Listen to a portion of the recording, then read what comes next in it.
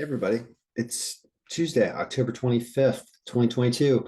And this is the NHL Algorithm Podcast. And I'm adding the word podcast to this video today because I want to kind of set the mood for what's really going on here. So it's time for me to do the NHL algorithm for the day and prepare it for tomorrow.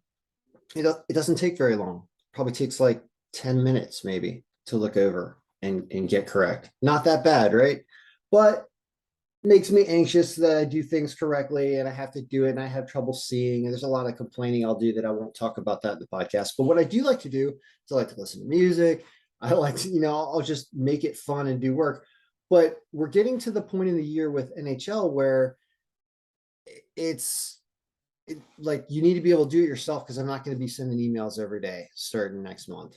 So I figured, why not do a video series where it's really extensive and I talk about how I do that, but it's really, really boring. It's boring stuff in Microsoft Excel. I mean, I'm not immune to the fact that this work sucks. I call it work because it's work, right? Organizing data. I try to make it as easy as possible, but it's still difficult and it's still annoying. So it's like, well, why do I do this? Well, I do this because, for example, last night, my son and I went and watched the first two periods of the Caps game because I can never know if I'm getting a hometown team on my phone. I pay for ESPN. Sometimes it's on, sometimes it's not. Sometimes it's on my phone. It's not on my computer. I don't understand what's happening. So I know that it's on. I know that it's on at a sports bar, basically.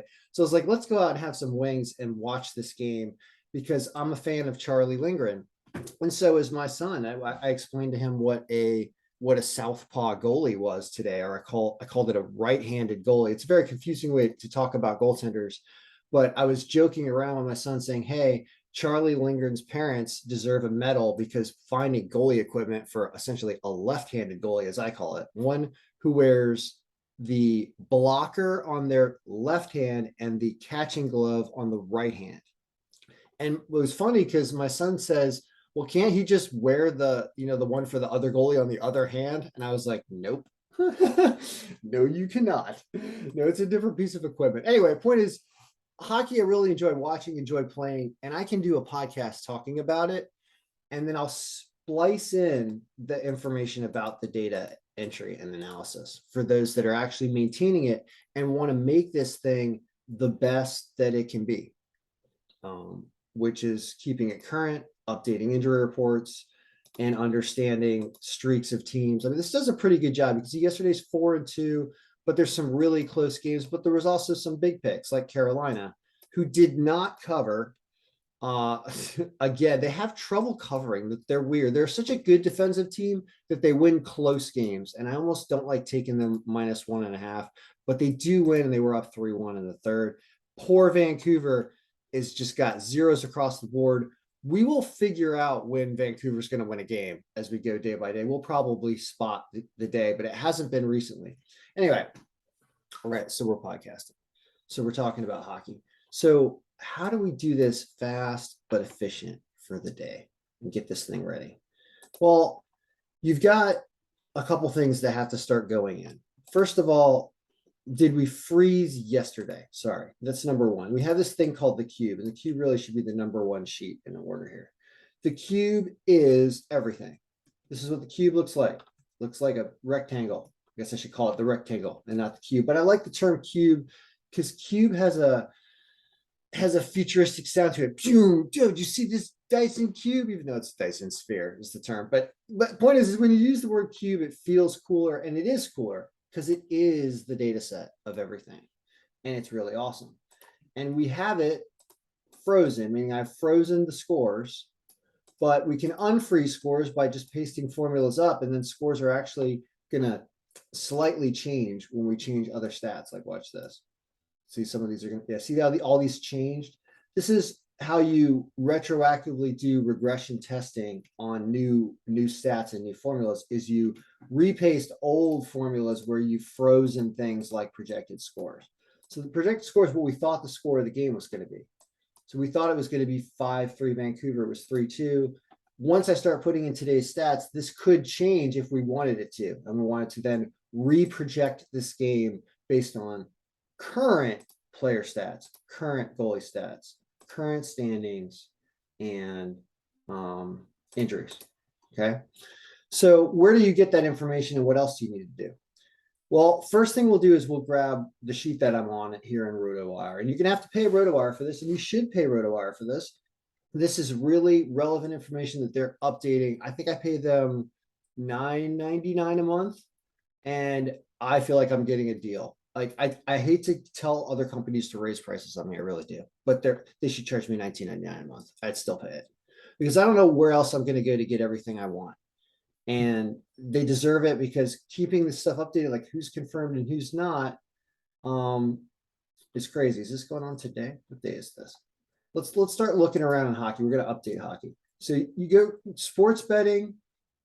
We're going to go NHL odds, and we're going to get odds. This I think is actually free. I'm not sure. I already grabbed the injury report. I think I grabbed it for the right day. Next, we'll go to stats. And so you got to go fantasy sports somehow. So there's a different menu screen on RotoWire. One's for the betting and one's for the sports. You got to go fantasy sports, and then you got to go NHL. And once you do that, you can get the injury report, which is right here, which you did. Then you have stats, NHL stats for skaters and goaltenders. We're doing skater for this season, and we're doing goaltender for this season. I've been happy since we updated with current season goalie stats. Actually been working fine. We've had a couple decent days. I think 2 out of the last 3 days were pretty good in hockey, which is good for hockey. Hockey is not like basketball. It's not as awesome as basketball. I wish it was. So how do you update this stuff? This is the crux of what you have to do. It's not bad. I like to get rid of what was there in the other sheet. So the injury report sheet, the player stat sheet, we're just getting rid of, and I move the mouse really fast by holding Control Shift and then the arrow key to highlight everything. So I go here, but here you don't want to get rid of everything. You want to get rid of just up to here. And we've done that. And then here's where the goalies are going to go in a second. So you can clear the contents over there as well. And now we start pasting stuff. I don't know if you can see this, but I'm in the goalie stat export that I just grabbed out of RotoWire, and I'm going to paste it right here. And now all of a sudden we have the new goalie stats for the year in the goalie stat sheet. Okay, one down. What's next? I just got rid of goalies. Next, we're going to do player stats. So there's 6 or 7 games at most played for anybody, according to what I just looked at. We're going to paste the player stats right here. And on top of that, we're also going to check to make sure that there are formulas there are. Now we're going to have some error people. So I sort by streamline name here. And then you'll get errors that are here. These are the people that you need to add that played their first game of the season, most likely, or got their first game with any recorded points. And you need to add them to the matrix, paste them as values right here, add them to the matrix and duplicate their name right here. And now you've added a bunch of new people that have been added for this season and are now in the player stat sheet. You've gotten them all. So now they're going to be included properly in the player's pivot. And we got one more other thing to do, which is, well, here's odds. If you can't see that window, I just opened the odds export. We're putting the odds export in the daily odds export right here. It's like a good deal of games today. And players, stats. The one thing I'm not doing in this video, because I'm just going to go on to something else, is the standings. There's another place to go to bring in the standings where you copy and paste them. I'm not going to do that because I just don't want to reopen up the browser after it's not going to work with the window and the way I'm recording the video. And I'm just like, all right, we're not going to do that, but I'll explain it in a second.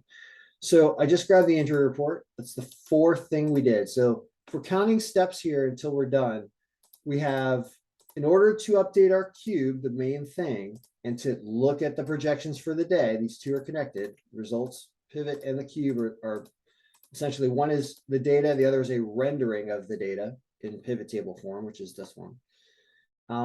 We did the injury report. We did the player stats and added new players to the matrix. We did the goalie stats, but we're not done with goalie stats. Why? Because we got one more thing to do. We need to bring in the starting goalies. And when you bring in the starting goalies in Google Chrome and on a Microsoft computer, sort of with the operating system, And the way this is rendered, you Control A, Control C, copy it basically, and you have to put it right here in the goalie sheet.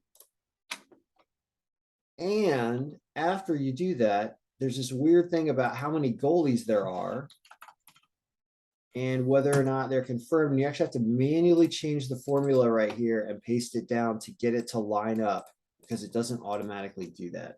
Because I haven't been smart enough to program this to properly change when the list of goalies changes from day to day. But actually, you're done.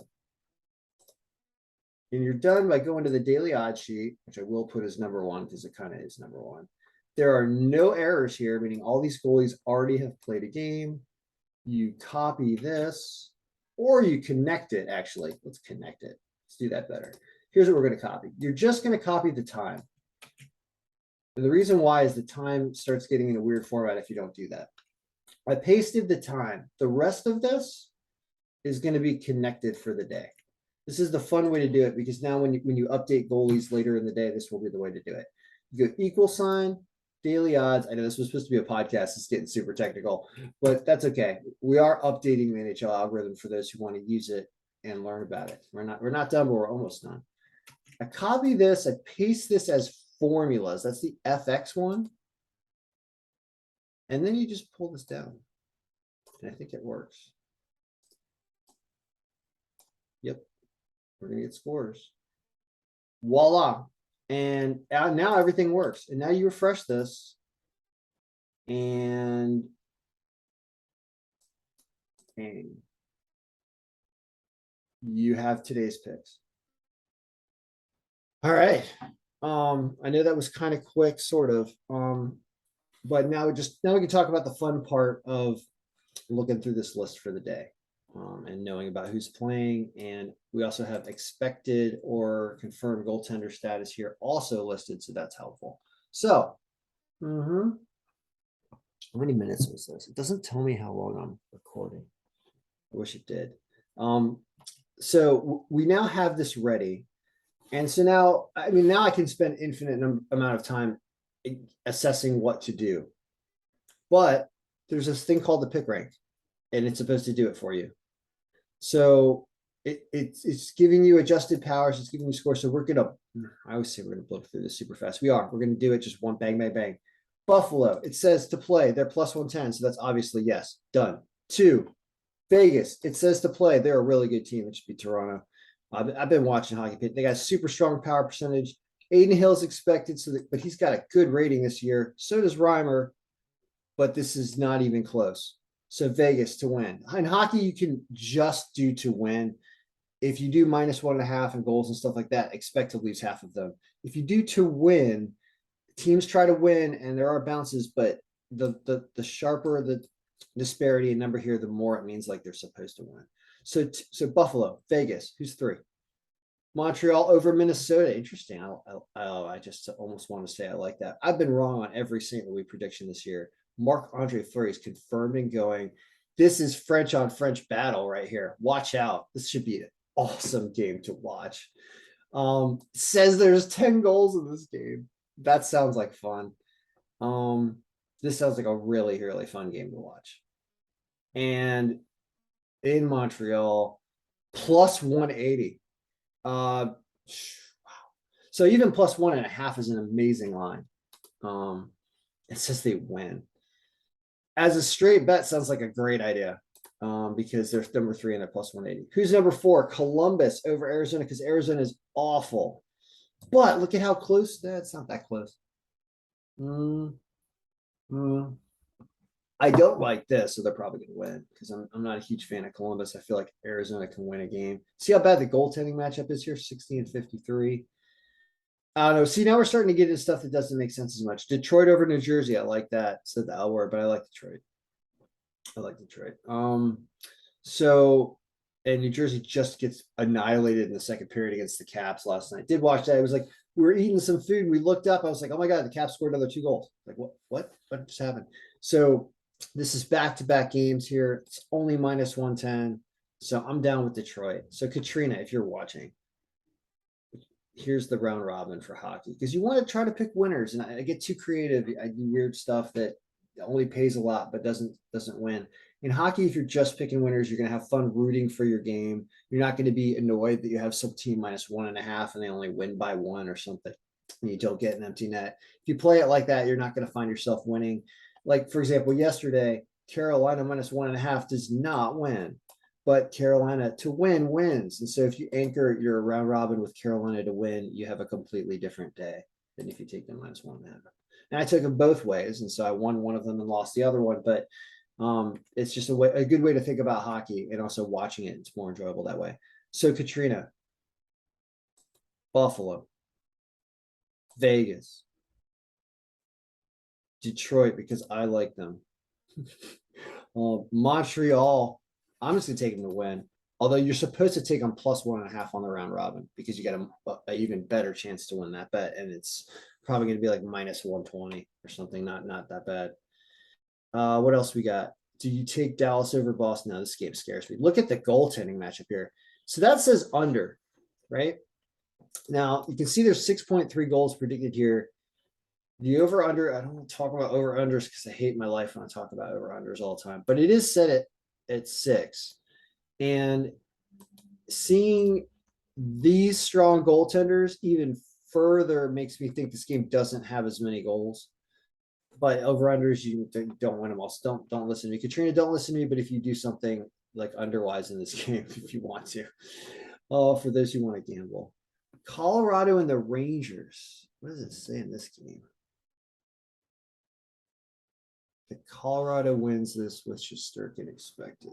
Rangers just lost a game with Halak or whoever else they played, their other goalie. I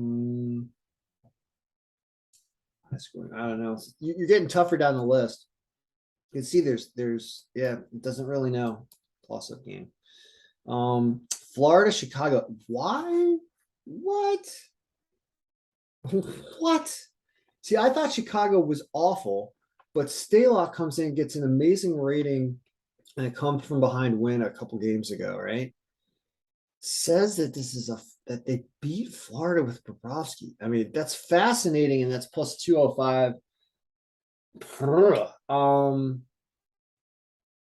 I mean, +1.5, I guess. Also, yeah, there's stuff to do tonight. Pittsburgh, why'd you blow a game last night to Edmonton? Because Edmonton has some offense once in a while. Since they come back and beat Calgary and still really strong with Casey DeSmith and not Tristan Jerry, right? Markstrom's got a 65% rating. This is really close though, but a lot of goals. So like the over for those who like the runners in Tampa Bay, LA. 4-3, but they're not that highly rated teams. It's actually lower down on the list. That's less. All right, it's early in the season. So in summary here, because I want that was a big update on how we do basically everything except update the standing sheet, which you just have to copy and paste right here. And it only affects certain things about average scores and stuff. So we're 6 days until the end of the month, and that is how you get this thing current. You just repaste this as the goalies get updated throughout the day, or you finalize now in the sheet who the goalie is by putting their name properly in the goalie starter sheet, and you're done. You are done. And then at the end of the day, when you want to freeze this, you take all this stuff and you copy this stuff and paste as values. Copy, paste as values 1, 2, 3. And when you do that, that freezes all this, and then it won't change whenever you change the daily odds sheet for tomorrow. And that is basically how you monitor this file. And it's a pretty long video, but it is a very extensive tutorial about how you update the now you have the new players collected to the new injury report. Now this is how every single sheet works right now. So why does it like Pittsburgh so much? It's given Sidney Crosby the benefit of the doubt. Dan Hine and Raquel's on Penguins now. Malkin, yeah, of course. Anyway, so that's the look for the day. And Katrina, the last thing I'll say is Vegas, Buffalo, Detroit, Montreal. Just take them to win. Go, just bet. If you lose this game, you're going to lose it with just fighting fire with fire. If you lose this game, you lose this game like 6-5. I think I do think that's a crazy high scoring game because Marc-Andre Fleury has a great reputation, and but he's now older, and now, I mean, here's the thing with goalies that are trying to hang on and win championships that are letting in soft goals sometimes, or I don't know if he's letting in soft goals or he's just all over the place. I mean, Dominik Hasek was the one that comes to mind. Dominik Hasek was a really just unorthodox, like he just reacted to what was going on and threw different parts of his body all over the place. He wore a different helmet with a different neck guard because he refused to change with the mask craze. He wore the old school cage. I like a cage too. A cage will stop a puck shot right at it, even at 100 miles an hour. Sometimes they'll bend, but they usually don't fully break. And you'll see like pucks lodged in the middle of the cage. I think it's actually, in a weird way, better than the new masks of today that are like fused to your face. But hey, what do I know? So point of this is going to be fun, and to see Montreal plus 180 as the 3 pick of the day, it's the algorithm says it's a no-brainer. You don't have to listen to me. It's just in the algorithm saying it's the 3rd pick. The reason why they're saying that is Montreal's won half of their games in the last, since the season here started, and Minnesota's only won 1, and it was a come from behind win against Vancouver, a team that is, if they were playing tonight, that we would probably be betting against them. So anyway, yeah, Montreal, I'd say the under in this game, but not on a round robin. It says Columbus, but they're minus 205, which is at least sort of a reason not to take them. But they're doing it because Arizona supposedly is never going to win games. And in hockey, they are going to start playing defensive and eventually win some games. I'm not sold on this one. I understand why the algorithm says it, and they probably win, but I'm not throwing this one on here. And so it's a guaranteed win because my instincts are the worst imaginable. Detroit, though, at minus 110, I love. I love watching the Devils lose, and I enjoyed it with the Caps last night, and I will enjoy, hopefully, Detroit beating as well. Staying away. This is craziness. But it's because Stalock can do it to Florida somehow. I don't know. So it's a tie also. It's a tie, and it's Chicago wins. It's a tie right here. Fascinating. All 3 of those things: Chicago to win, Chicago plus 1.5, and the tie. So that means when Florida wins this game, 4-1, all those bets lose. But the algorithm would say, yeah, just do one thing here. I guess it's bet Chicago because it's telling you to as the 9th pick. How streaky Chicago? Yeah, both these teams have won. Yeah, Chicago is apparently a little better than I thought, but their schedule might have been weak. This game's in Chicago. Does that matter? I don't know, but that's a great line for when the algorithm's saying take it. And then there's Pittsburgh, which it does not say it's the 10th pick because Calgary's good. That's why. And that's why Pittsburgh is 155, though. New margin. So we'll finish on this because it's complicated, but I think it's helpful. So some weird intuitive things and counterintuitive things are happening, meaning the adjusted power is saying one thing, and then the pick rank is saying another. Almost. Or not as much as here, meaning this looks like Pittsburgh is so much stronger than Calgary with 47 and 28, right? And 6-4 score. Yet the new margin here is only 2%, and the pick rank is the 10th of the day. The 10th of the day. So there's 10 games today? And this is the last one because Calgary is the 11th pick, and this is super close. Why is that? It's because Calgary has won a higher percentage of their games so far this season. And the goaltender matchup favoring Calgary also factors into that. And it's that they are able to beat them because of those 2 things together: streaking better goalie. So it pushes it almost down to say Calgary wins, but technically Pittsburgh is stronger somehow. So that's why it's way down here. So that makes me want to bet the tie on weird types of things like this when it does this. We'll keep track of how many times games are ties that say they're going to be ties by different margins and how many don't. Like, we think that this Buffalo game, there's no way this Buffalo game's a tie. Well, I mean, I guess it could be a high scoring tie, but Buffalo is still really supposed to win because they're playing excellent. Seattle, not so much. And Comrie's got a better rating than Martin Jones, and their adjusted powers there, and it's supposed to be like a 6-3 game, so it's not on a realm of like a tie. And so we're looking at these pick ranks. Like, let's just look at this. Forget about the power projected score and the goalie. We'll make it really easy to look at, to understand, even though I list this out by game and not one at a time like the NBA algorithm. I don't put the pick rank as number one because I feel like you need to look at the goalie matchup to make the proper assessment. But we'll just kind of like hide stuff, or how else could we do this? Don't worry about the goalies being confirmed.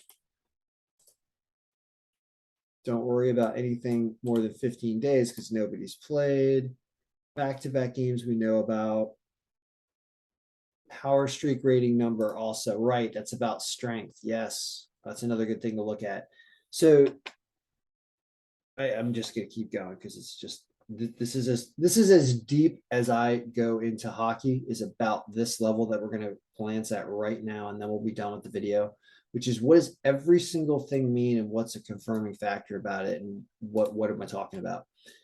The power streak rating incorporates like 3 different things, right? Yeah. So when this number is really, really high, obviously you can see it can be more than 100%. That is the actual like absolute sort of strength of the team if you were trying to quantify it. And look at Dallas at 133. There's nobody over 133. Even in the game where it says take Buffalo, take Vegas, these teams are not over 133 independently. They're just playing weaker teams as opponents. Here, Boston's a stronger opponent, but look at how strong they are. And it's because of Ottinger, and it's because Dallas has won more than half of their games in the last 15 days. And it's because of their other stats that are contributing that we've already pasted into the other sheets. So even though it's a 6th pick, they are the number 1 by power streak rating. And if you've ever seen any of my older videos about baseball, where I talked about the difference between margin and raw power strength, and the way you sort things, is that it's important to look at a team with a raw power strength. Because if there's one team that has all the resources it needs to win a game, according to the algorithm, it's actually Dallas. And it's because Ottinger's fantastic. And I believe that as of watching Ottinger's evolving over last season. I mean, I did a video talking about why Dallas should change their goaltender to Ottinger. And within a few weeks, they threw him in. He put up great stats. Off the wall hockey guy on YouTube did a whole thing talking about the same thing. And then all of a sudden, Ottinger was just in there. Now, that stuff kind of happens simply because the goalie is playing well, no matter who's talking about it. But it does not surprise me. He's a very good goaltender. And the algorithm, once again, this season is reading him as such. So it makes me look at this in a different manner now and make me want to take this 135. Question is, if you throw all these things together on a 1 round robin, you're not going to hit all of them because it is hockey. You're going to have a crazy night if you hit all of them. But saying you didn't take the team with the highest power streak rating of the day to win is kind of a fool's errand. Like, listen to the algorithm. He's supposed to be really good. That's why I was talking about the under. My instincts are to take the under. You should be taking Dallas at plus 135 because they are the strongest team on here. So that's interesting. And I would say that actually does make sense for at least a secondary round robin. This Minnesota-Montreal game, you can see raw power is only 77 for Montreal, but they're playing a 23% Minnesota. And they got St. Louis, and it's plus 180. So yes, 1, 2, 3, 4. Arizona, Columbus. At least Columbus is only a 70% power streak rating. So that at least shows you how they're like literally half of what Dallas is. Almost half, or a little more than half. So I'm staying away from it. Detroit is at least an 88, getting a little better. And New Jersey's a 58. So there's not that much of a difference here. It's just me. Vanchek's got a really bad rating. I just think that I'm doing it because I like to see. I like Detroit, and I'd like to see New Jersey lose. Here we go. Super close game of Colorado and the Rangers. That's why it favors Colorado a little bit more here. Just really, really close game. Feels like a tie in this game, actually. I might bet the tie there. This Florida Chicago, what is happening here? They give Chicago a 90 because of Stalock. being better than Bobrovsky. Would you believe that Alex Stalock's a better goaltender than Bobrovsky? Or would you believe that there just haven't been enough games in the 2022-2023 season yet? I'm going to err on the side of it there not being enough games this season yet, but especially given that Stalock came from behind and won a game. They were down 3-0 and he came from behind and they won. I mean, he's playing well. So regardless of whether or not he's going to be that goalie for the rest of time or whether he'll just be that goalie this week, maybe you want to take Chicago because he's playing fantastic and the line is there. You can see how this game ends up being a tie and maybe they lose in overtime. So the Chicago +1.5 sort of seems strong here. And that's +1.5. So keep that in mind. The Pittsburgh is a 101. They are strong, but Calgary's really strong, and this is super close. So it's super close. So you're supposed to actually take Pittsburgh because it pays really well. It's a back-to-back game for them, though. That does not help generally, and they got to get Calgary. So we're staying away from that game. Buffalo 114-44. Talk about no doubt. Even though it does say they cover 1.5. Mm-hmm. But Buffalo to win at +110 can't go wrong with that. And then Vegas is -175. Their 117 is 52, but they're playing good, and they're supposed to win. So that's the one that's not a great line. It does say they crush them though. I don't know. 1, 2. Yeah, there's good picks out there. All right, guys, that's a super long video, but that's hockey. All right, good luck, Mail. Your picks be winning.